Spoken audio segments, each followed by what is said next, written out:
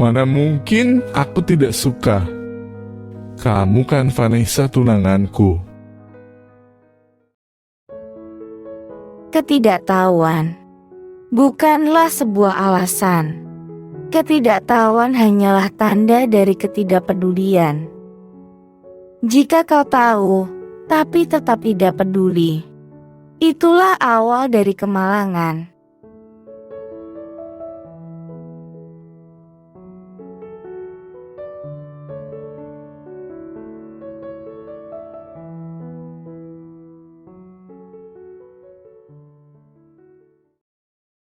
Kak Stefan, bisakah kakak bersikap lebih baik ke Mama Nessa?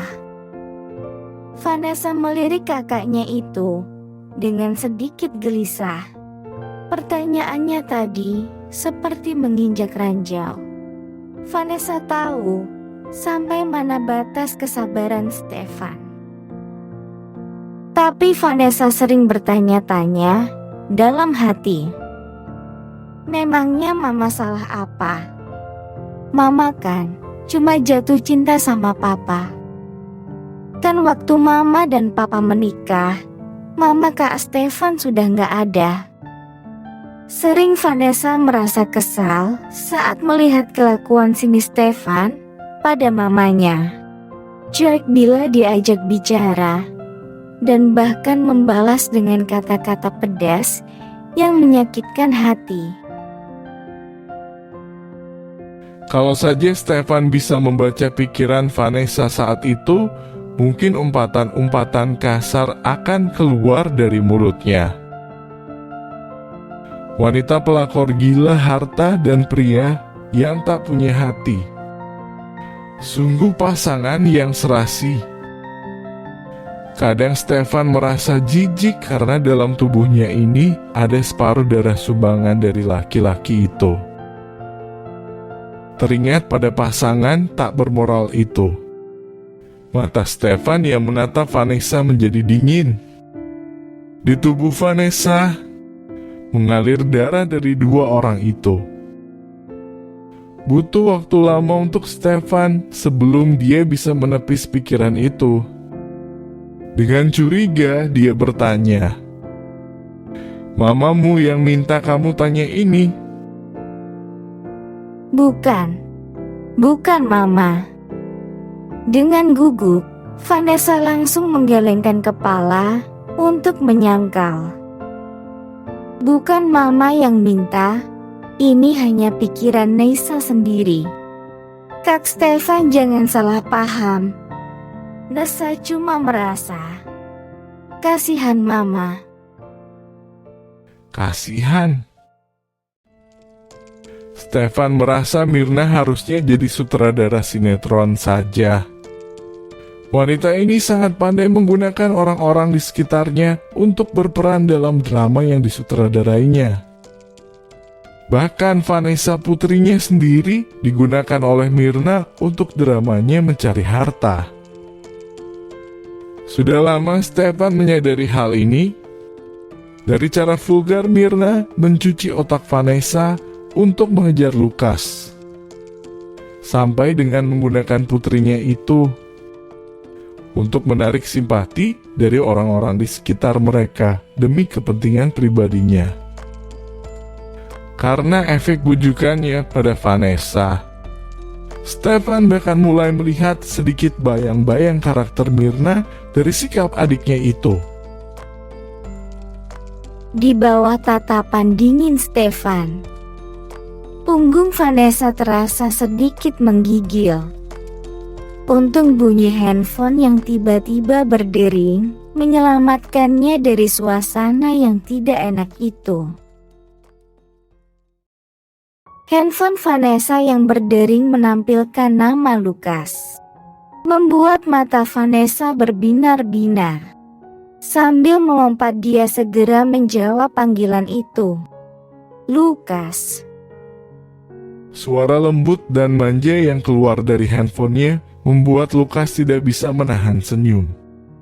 Untuk Lukas, Vanessa masihlah sosok gadis kecil yang baru saja lulus universitas. seorang putri kecil yang patut dicintai oleh orang banyak.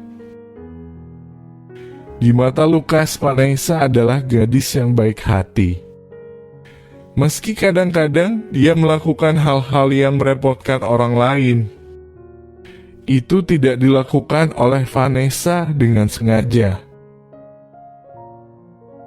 Nes, sekarang kamu ada di mana? Aku jemput ya. Hari ini aku bebas. Ayo pergi makan malam dan nonton. Setelah mengabarkan lokasinya, Vanessa menutup dan menaruh HP-nya dalam tas Elvi yang baru saja dibelinya. Dia tidak bisa menyembunyikan kebahagiaannya. Stefan yang melihatnya menggelengkan kepala. Nes, Kak Stefan mau bilang, kalau kamu terlalu bucin ke Lukas seperti ini, dia gak akan menghargaimu. Mungkin juga dia bisa merasa kesal. Vanessa langsung cemberut. Tapi, Nesa kan memang suka pada Lukas. Kenapa gak boleh ditunjukin? Terus, memangnya kenapa kalau bucin? Toh Vanessa senang-senang saja. Stefan semakin menggelengkan kepala. Tapi kalau dibilang bucin juga sepertinya kurang tepat. Buktinya, kamu gak pernah mau mengalah sedikit pun pada Lukas. Maksud Kak Stefan, kamu ini terlalu berlebih-lebihan kalau nunjukin rasa sukamu itu. Sampai-sampai terlalu mengekang. Semua masalah Lukas. Kamu ingin tahu dan mau ikut campur. Nes, kamu itu terlalu posesif. Kak Stefan mau kasih tahu kamu cowok itu kadang butuh rasa misteri dari cewek. Sedikit jarak akan bisa buat cowok penasaran dan kangen. Apalagi untuk cowok seumuran Lukas.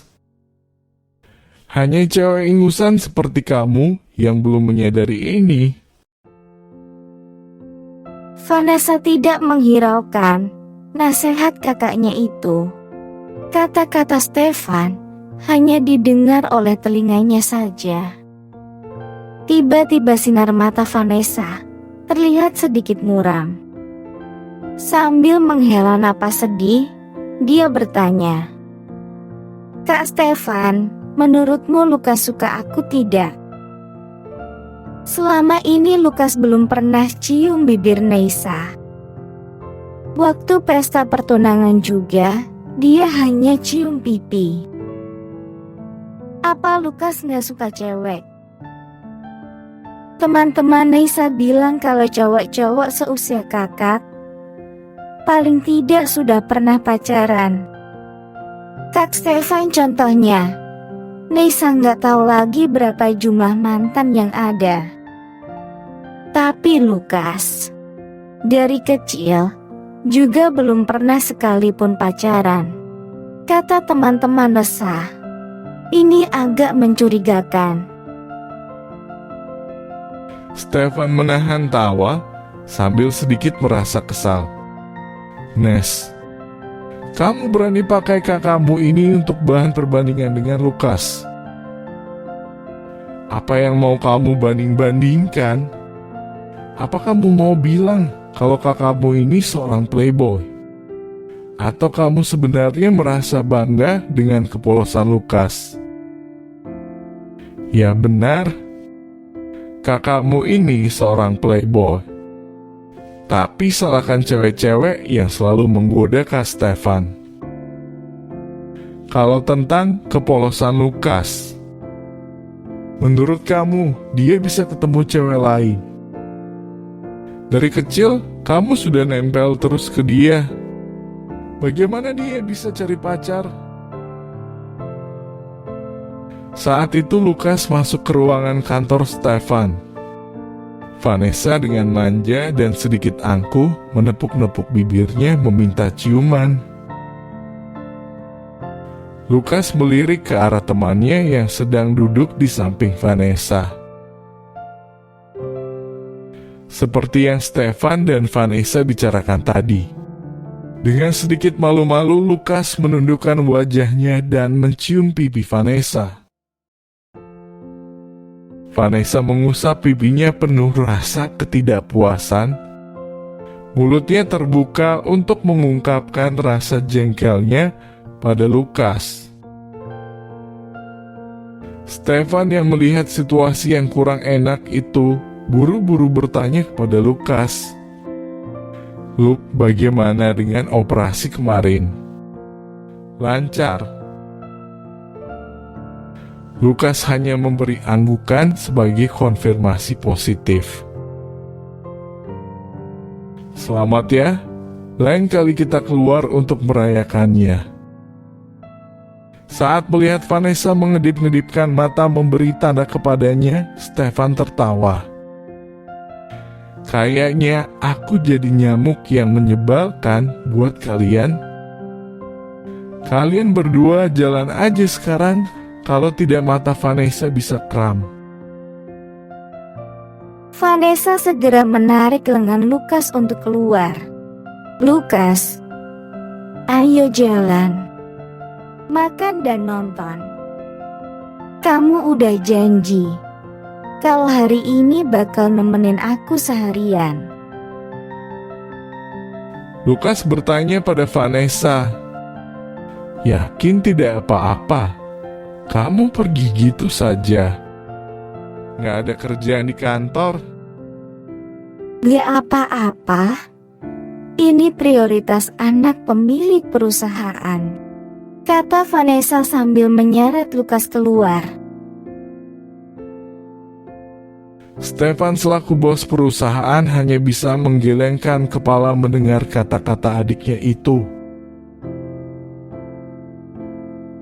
Menatap punggung Vanessa dan Lukas, Stefan berpikir, meskipun pernikahan antara Lukas dan Vanessa telah menjadi ide lama, sebenarnya ia tidak terlalu optimis tentang prospek pernikahan ini.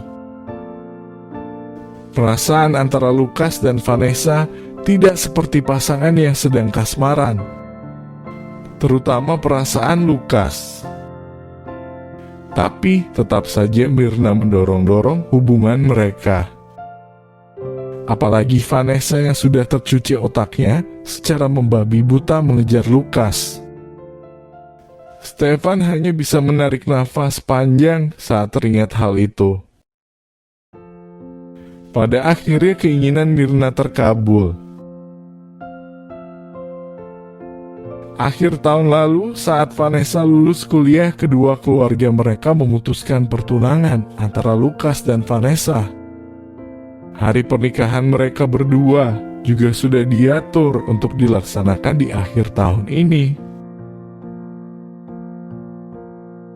Dalam sudut pandang seorang sahabat, Stefan merasa kalau Lukas sangatlah bodoh.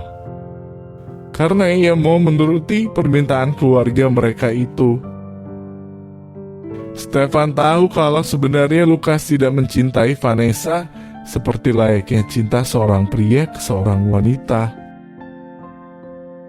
Setelah bertahun-tahun memiliki perasaan sebagai seorang kakak terhadap Vanessa, setelah menikah pun sulit diharapkan kalau Lukas bisa jatuh cinta pada Vanessa.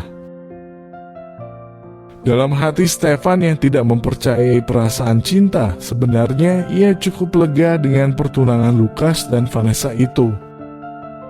Setidaknya dia bisa mempercayakan adiknya itu kepada orang yang bisa dipercaya. Menurut Stefan, perasaan cinta yang abstrak itu tidaklah terlalu penting untuk sebuah pernikahan yang bisa bertahan lama.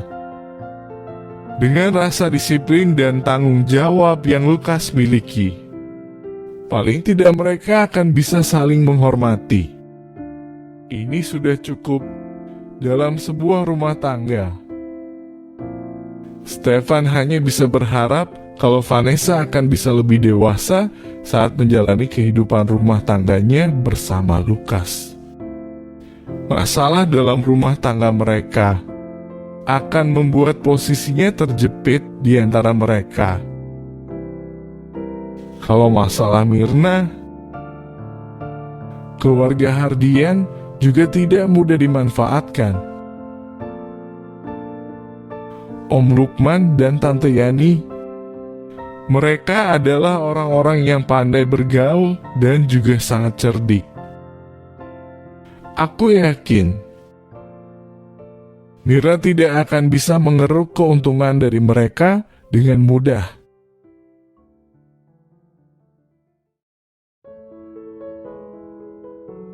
Dalam hidup ada dua hal yang bisa dipilih. Kau dapat melawan gelombang atau mengikuti arus. Tapi hanya benda mati saja yang selalu mengikuti arus.